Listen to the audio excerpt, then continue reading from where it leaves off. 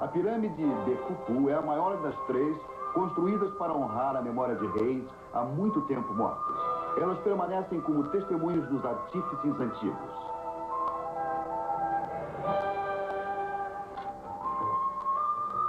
Para os cientistas e engenheiros japoneses, o mistério da pirâmide não estava no porquê de sua construção, e sim no como. Eles partiram numa expedição singular para provar ou contradizer as diversas teorias de como estruturas tão maciças foram montadas nos dias em que o faraó Khufu governava o Egito.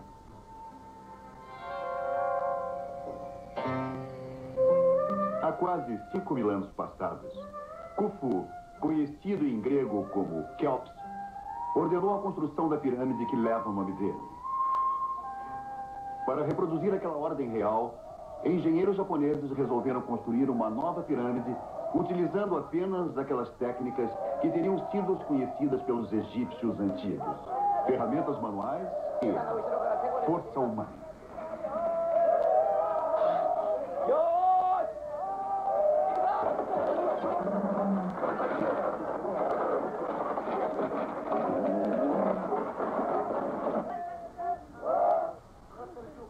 Ao construírem a sua pirâmide, os japoneses construíram o mesmo tipo de rampa feita pelos engenheiros antigos. A teoria era de que troncos de árvores foram usados para formar uma série de degraus. Não levou muito tempo, entretanto, para se descobrir que os troncos não deram certo. O trenó sobrecarregado simplesmente esmagou os troncos e acabou parando.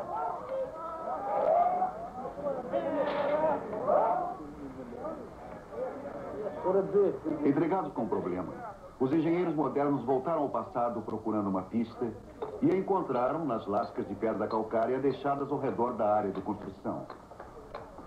O pequeno exército de pedreiros, necessário para talhar os imensos blocos de construção, criou as lascas, um material de construção que foi usado pelos egípcios antigos. O método preciso estava descrito nas instruções deixadas para trás pelos construtores originais. Figuras cinzeladas, remontando a mais de 4.000 anos, descrevem operários usando ferramentas para esboço de pedras. Eles também são mostrados usando uma ferramenta em formato de bola para triturar as lascas em pó. Os engenheiros japoneses reproduziram a bola e passaram a esmagar as lascas. Então, simplesmente adicionando água, eles criaram uma pasta grossa. Quando ela foi combinada com areia, o resultado foi um material moderno de construção: concreto.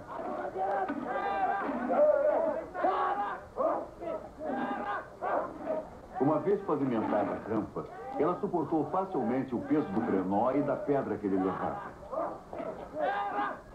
A gravidade e a fricção, porém, se combinaram para criar um novo obstáculo.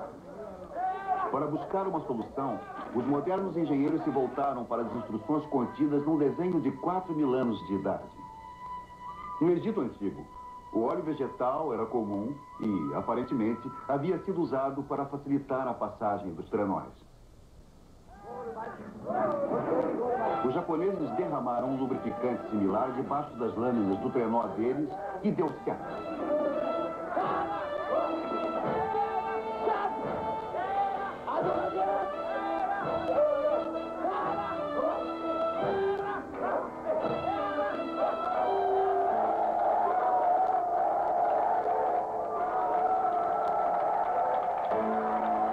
A vibração pela realização fez nascer uma nova teoria, de que não foram escravos, mas sim cidadãos livres que construíram pirâmides.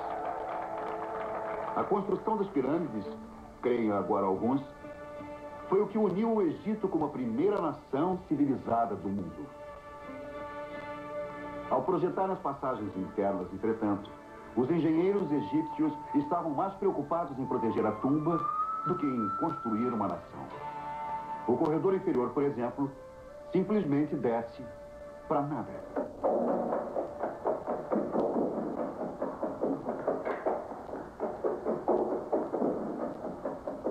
Os exploradores japoneses nada descobriram lá no fundo, a não ser que eram mais de 10 andares abaixo da superfície. O corredor inferior foi feito para confundir. A entrada para a verdadeira câmara funerária era pela passagem superior, que se ampliava numa longa galeria chamada a Galeria de Gala.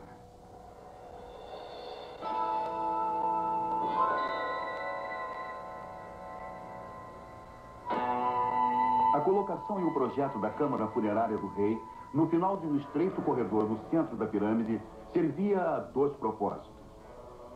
O primeiro era de proteger o local de descanso final do faraó. Esse propósito fracassou. O corpo de Khufu foi furtado, talvez há milhares de anos passados. A câmara, entretanto, permaneceu intacta exatamente conforme os planos dos arquitetos, a despeito da pressão de milhões de toneladas de pedra. Para descobrir os segredos desse projeto, os japoneses exploraram a complicada estrutura acima da câmara funerária.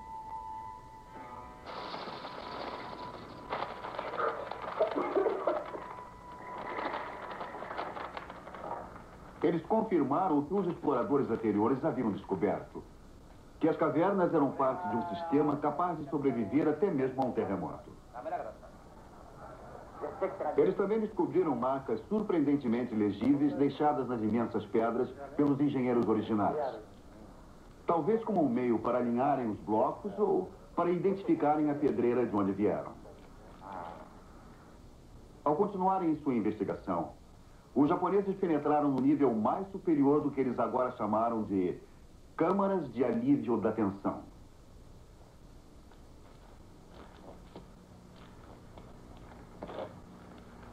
Assim que conseguiram passar para dentro, eles encontraram uma realização das mais impressionantes dos engenheiros antigos.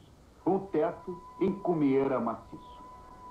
Construído com lajes pesando 30 toneladas cada, a cumeira distribui o peso da pirâmide e evita que ela desabe.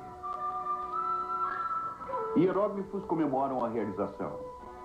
O nome do faraó, Rei Khufu, e a data em que as pedras foram colocadas.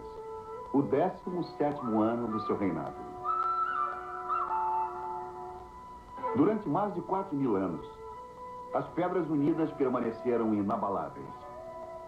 Para descobrirem como elas foram posicionadas, os japoneses recriaram a antiga câmara funerária de Khufu numa nova pirâmide.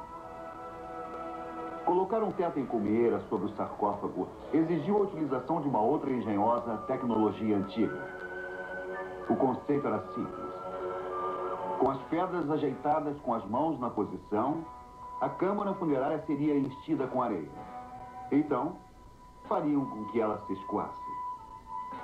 Era uma superposição razoável, mas a única maneira de descobrir se daria certo seria experimentando.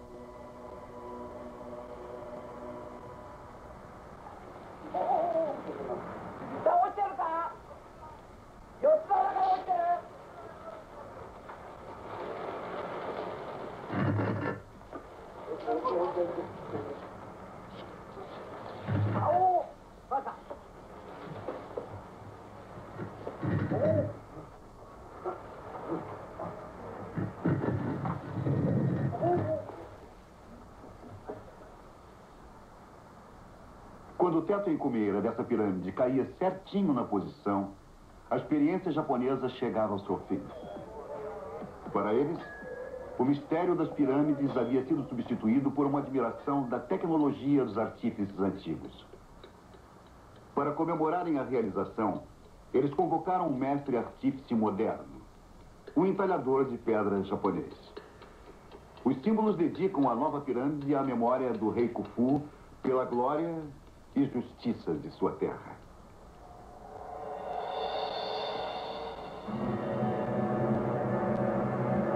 Para se construir esta pirâmide miniatura, consumiu-se 2 meses de trabalho árduo de 15.000 pessoas. Para se construir a original, consumiu-se uns 30 anos e centenas de milhares de pessoas. A pirâmide de Khufu. Ela pode ter sido concebida como uma tumba para um rei, mas ela sobreviveu porque é um monumento às habilidades e engenhosidade e ao simples artesanato daqueles que a construíram.